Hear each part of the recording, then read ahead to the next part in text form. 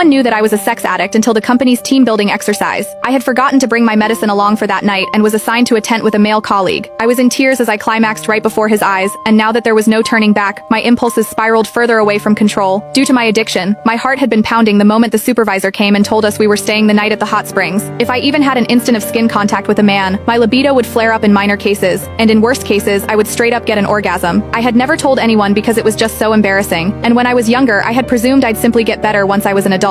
That was until I realized the symptoms were getting even more out of control, and there was that one time I almost moaned out loud in public. Fighting back the embarrassment that almost killed me, I went to the doctor and got some medicine. However, I had forgotten to bring my medicine, as this team-building exercise was organized out of the blue, and very far from my home. Even as I fought against the fear eating me inside, warning myself to restrain myself and stay well behind, our supervisor suddenly announced, "Sorry guys, all the rooms have been booked, but we have tents. There aren't many, so we're just going to have to make do. Ruth, you're going to Dean's tent." And that was how we got to the situation right now. Me, a sex addict with no meds within reach, following the burly man into the tent. I did my best to keep to a corner in the tent, biting my lip and closing my eyes while telling myself to fall asleep as soon as I could before the last dosage lost effect. But that was when Dean came to me. "What's wrong?" he asked. I could feel his body warmth from my back, and my skin was already crawling. "Nothing. I'm fine. Please, just stay away from me." But even as the stimulation extended from my skin to the rest of my body, I knew the pain was coming. I checked my phone and only saw that it was midnight, 6 hours since I had last taken my pills. It was losing effect soon. Soon my whole body was shuddering, while there was a warm stream gushing out between my legs.